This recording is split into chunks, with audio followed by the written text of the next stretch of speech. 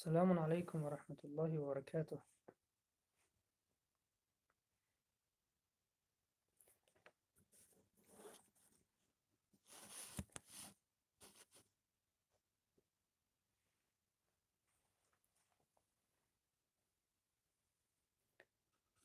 أعوذ بالله من الشيطان الرجيم. بسم الله الرحمن الرحيم. الحمد لله رب العالمين والعاقبة للمتقين، والصلاة والسلام على نبينا محمد وعلى آله وأصحابه أجمعين. وعليكم السلام ورحمة الله وبركاته. برادر، انشالله درس تجوید را دوام میدهیم. در یکم افیری که در آمدیم با فکرم چه خطایی شد که هیچ کس پیوست نشد و آن نوار هم ثبت نشد. انشالله این درس را از نو میگذاریم.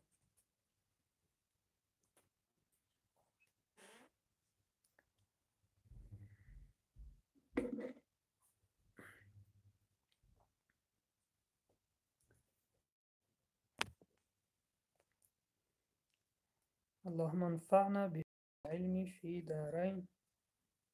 از خداوند طلب میکنیم که این علم را، فایده این علم را در این دنیا و نصیب بگرداند.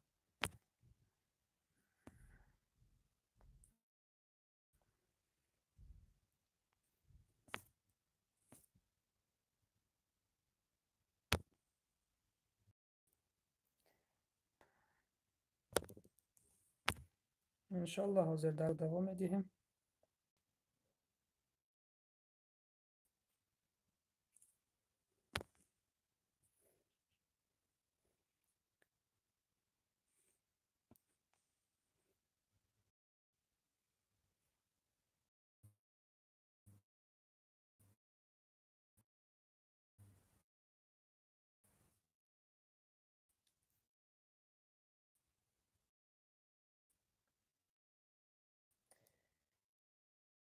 و علیکم السلام ورحمة الله وبرکاته.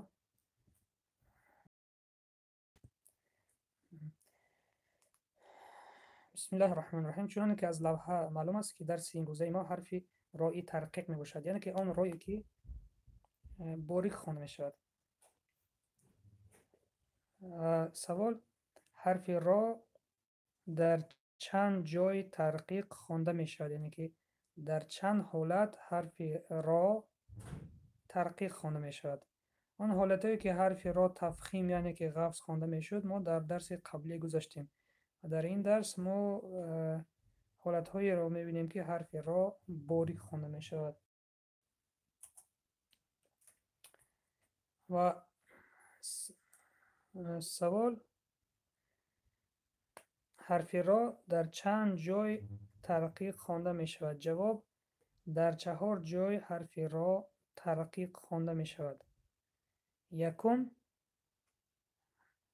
اگر حرف را کسره دار باشد، یعنی که اگر حرف را با کسره آید، در آن حالت حرف را باریک می خوانیم. ببینید حرف را با کسره آمد، در این حالت حرف را باریک خوانده می شود، مثل ری ری. مثلا کلمه کریم کریم کریم، یک حرف را ما باریک خواندیم. دویم حالت: اگر حرف را ساکندار آمده پیش از خودش بودگی حرف با کسره آید، در این حالت هم باریک خوانده می شود. مثال: فرعون فرعون فرعون. این از طرز درست خواندنش. اگر شما یعنی که را غوص خوانید، فرعون، این خطا است.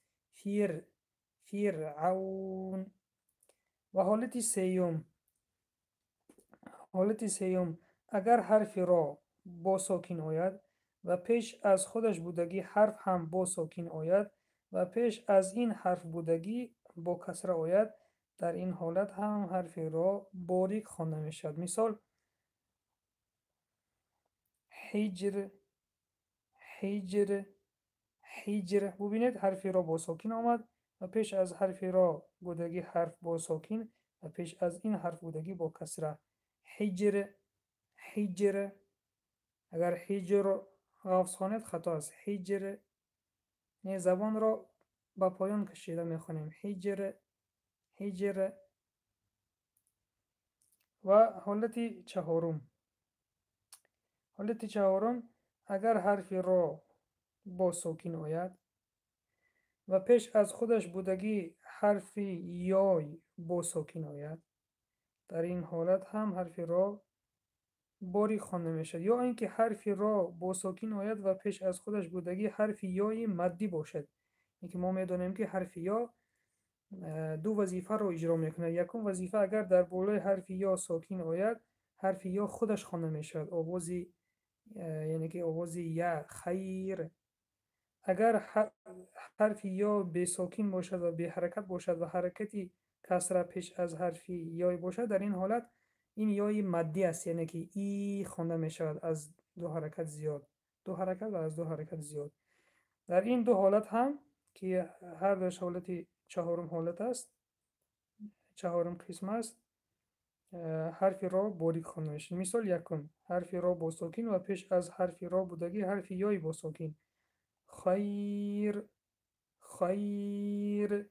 ببینید حرف را با ساکن و حرف پیش از حرف یا بودگی پیش از حرف را بودگی حرف یای با ساکن. در این حالت هم باریک خوانده میشد. خیر، خیر. اگر شما خیر خوانید خطا است. خیر باریک میخوانید. و حالت دیگرش حرفی را با ساکن آید و پیش از خودش بودگی حرفی یای مدی آید. مثال قدیر، قدیر، قدیر. ببینید حرف یای با ساکن آمد و پیش از خودش بودگی حرف یای مدی آمد. حرف یای مدی آمد، در این حالت هم حرف را باریک خوانده میشد. قدیر، قدیر. اگر شما قدیر خواندید این خطا است. و علیکم السلام و رحمت الله و برکاته. این بود درس امروزه. درس خیلی درس آسان است. به همین سبب درس هم کوتاه است. و همین سبب اگر سوال ها اوید درس باشد مرحمت بدهید. اگر اوید درس سوال نباشد انشالله با همین درس را به انجام میرسانیم. و آن شخصانی که بار اول در درس اشتراک دارید در آمده در کانال ما ببینید. درس های قبلی هم هست، همه درس ها را تماشا بکنید. اگر یک جایی که نافهموش باشد در کامنتاری ها بنویسید، انشالله جواب میدهیم. این بود درس امروزه. سوال ها باشد مرحمت. بسم الله. سوال ها باشد مرحمت.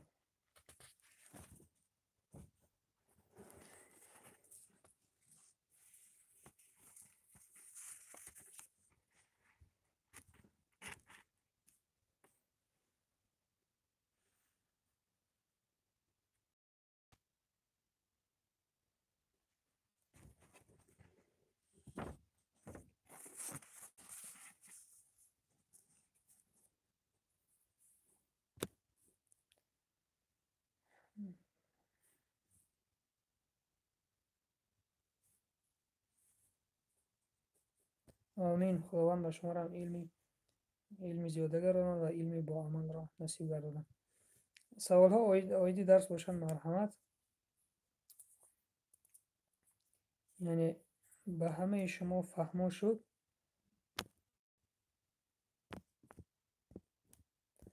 درس امروزه فهمو شد به همه شما.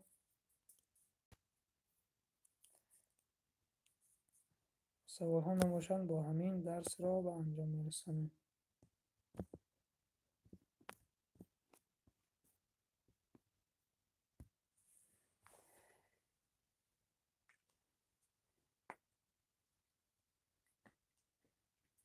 اینکه برادران سببی و علیکم السلام. برادران، یک سبب باریک خواندن حرفی را این از کسره وابسته است. کسره. الحمدلله ما خوب هستیم.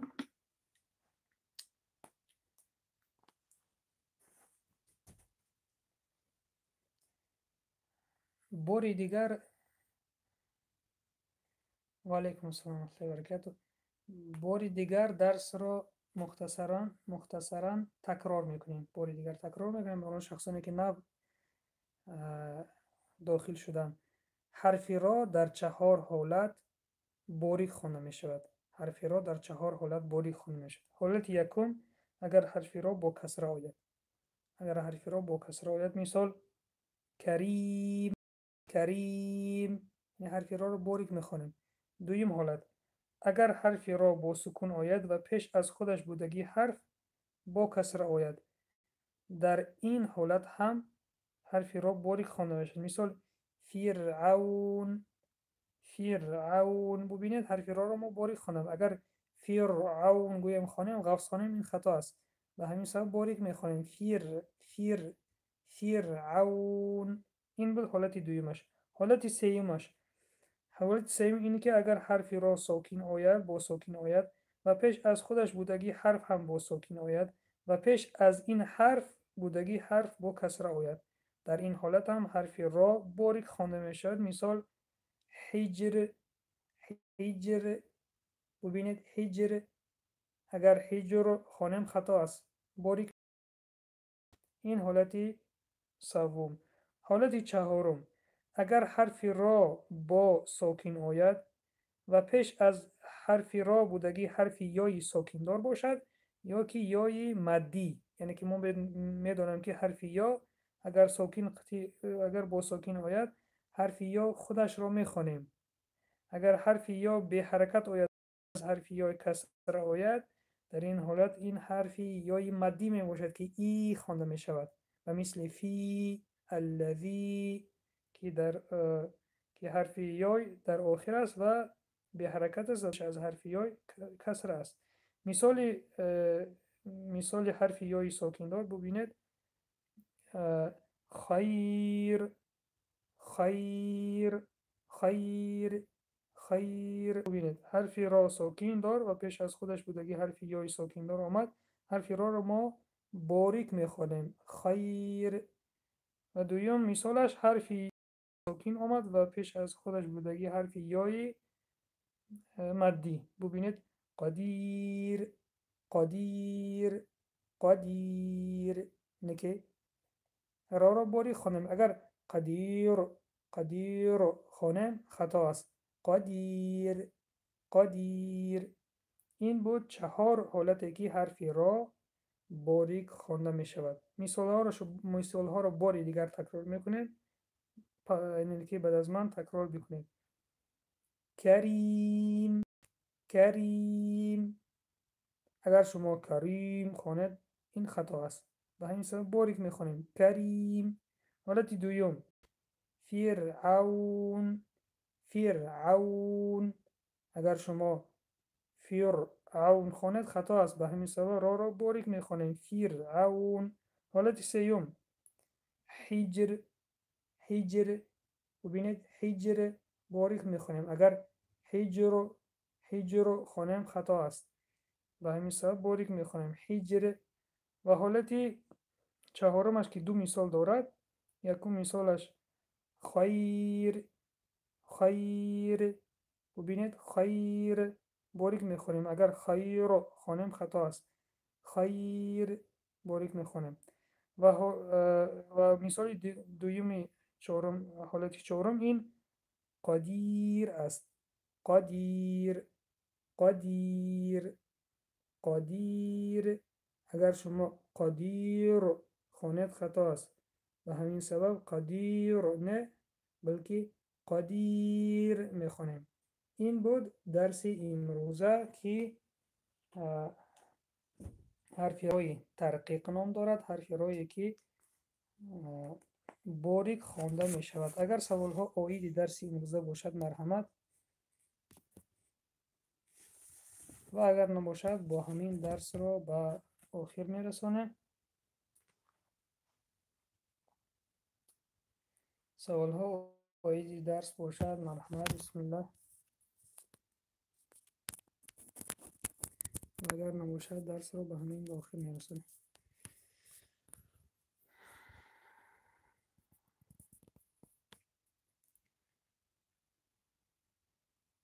قاعدهش رو یک بار دیگر گوید.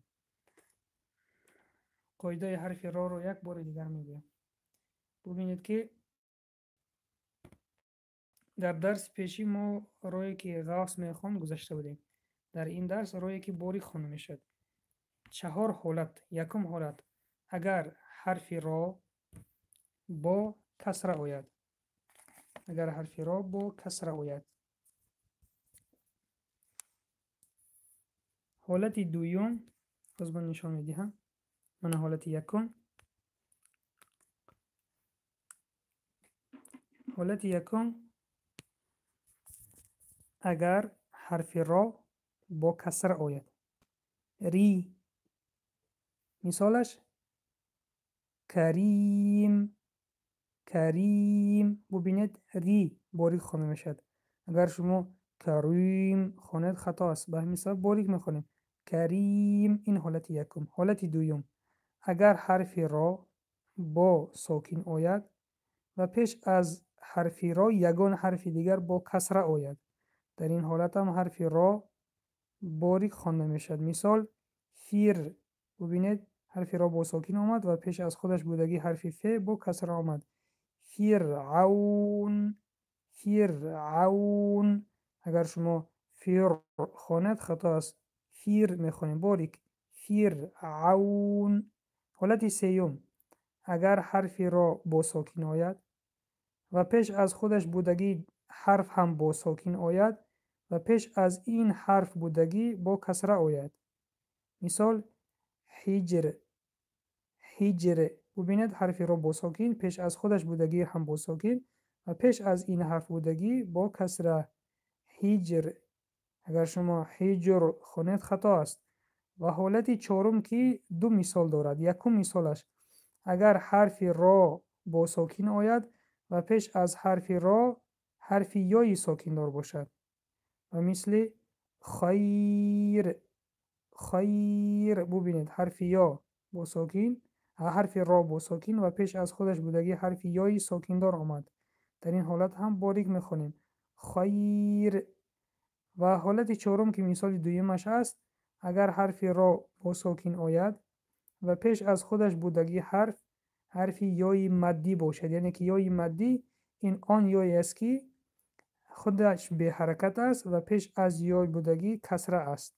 ببینید مثالش قدیر. قدیر.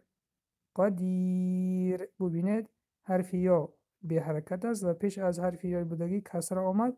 این را حرف یای مدی میگویند که مقداری از 2 حرکت زیاد کشیده خوانده میشد. قدیر. این بود درس این روزه. به نهایت درس آسان است. و علیکم السلام. اون برادر که نام پیوست شد. و علیکم السلام. بار دیگر مثال هاش رو میخونیم. کریم. این از طرز درست خواندن. اگر شما کریم خواند روی اگر غفص خواند خطا است. کریم.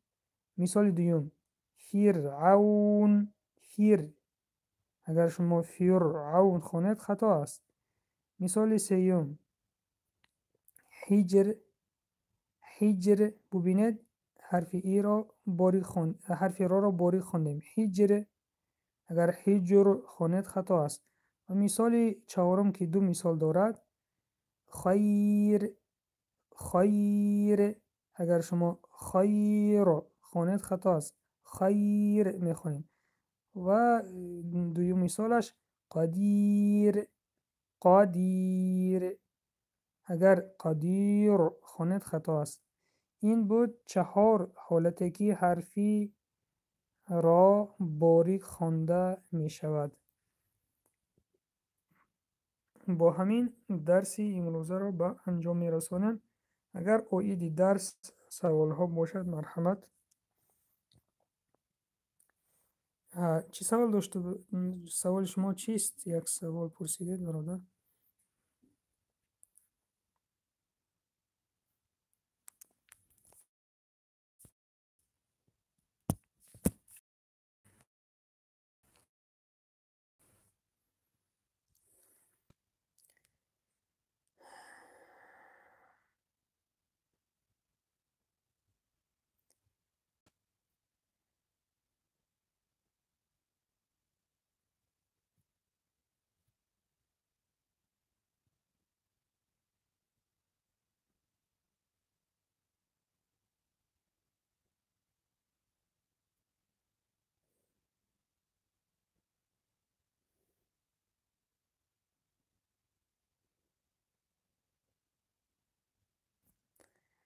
برادر سوال دادن که تجوید خواندن قرآن گناه است. من به تجوید میخونم خطا میکنم. اینه که بله، به تجوید خواندن گناه است به شرطی که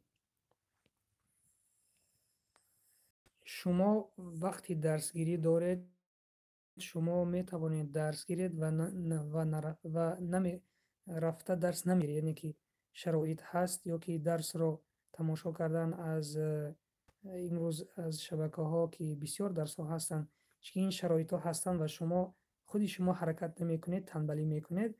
اگر این حالت باشد بله گناه هست. و اگر شرایط ها نباشند، معلمان نباشند، یعنی که در یک جای بودید که نمیتونید درس گرفتن، هیچ علاجش نبود، در این حالت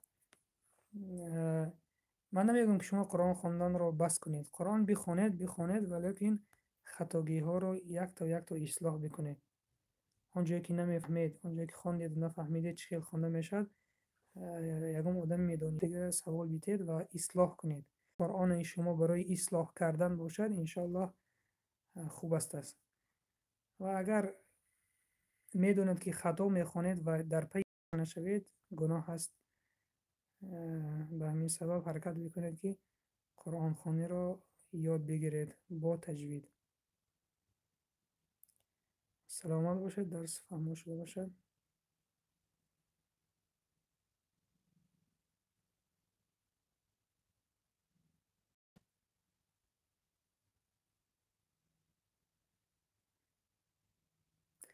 و علیکم السلام و رحمت الله و برکاته. الحمدلله ما خوب هستیم. برادر عبدالله به تجوید قرآن را میخوانید. اینه که برای اصلاح کردن باشد انشالله خوب است. اینه که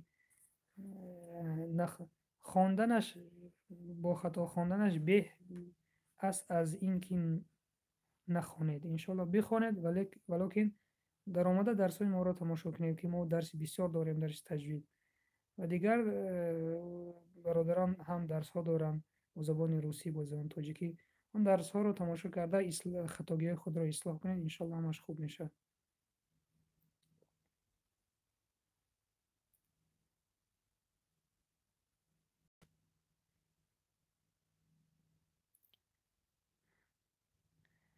برادر گفتیم که در طهارت چند سنت است. همه سنت های طهارت در یادم نیست، و این سبب باید کتاب رو نگاه بکنیم. همین رو میدونم که 4 فرض است در طهارت. شستن روی یک فرض، دوم فرض شستن دستان تا اورنج، سوم محض کشیدن سر، چهارم شستن پایه ها. اینها فرض ها هستند. و شستن دهان و شستن بینی و هر یک اعضا را 3 مراتب شستن، اینها سنت های طهارت می باشند.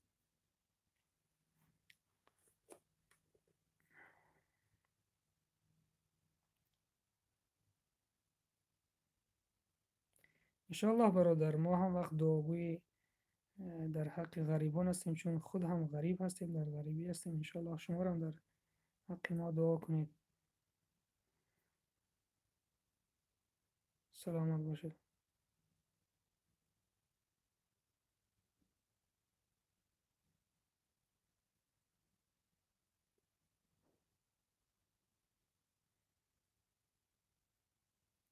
انشاءالله برادر عبدالله شما در کانال ما ببینید، در پلیلیست یعنی که پاپکه ها هستند، در آنجا ما درس های تجوید افری داریم که خیلی یعنی که درس های دراز هستند، 1 ساعت هستند و هست از تجوید مختصر است. در آمده تماشا کنید تجوید مختصر، از آنجا انشالله باز بسیار فایده میگیرید.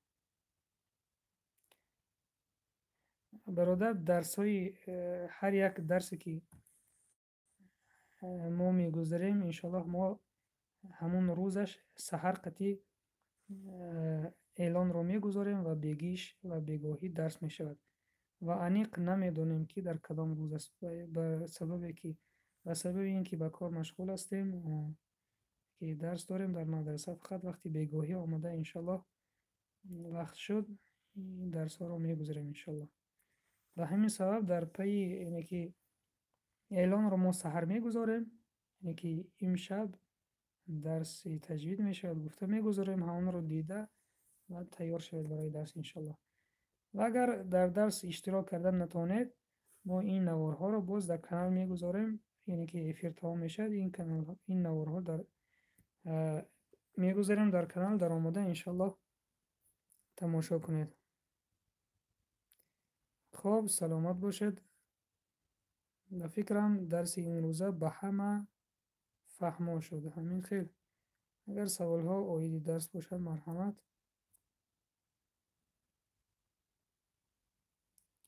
سلامت باشید انشالله.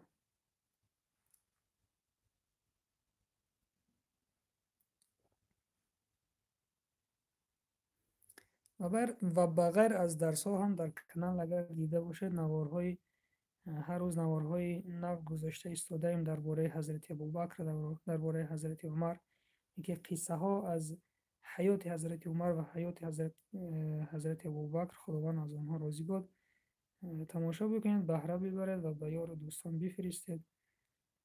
و این چنین دیگر برنامه ها را هم گذاشته ایستاده ایم انشالله. درس های عقیده است از کتاب عقیده فقه اکبری، نام کتاب امام ابو حنیفه که فقه اکبر است، از آن هم درس ها رفته ایستادن.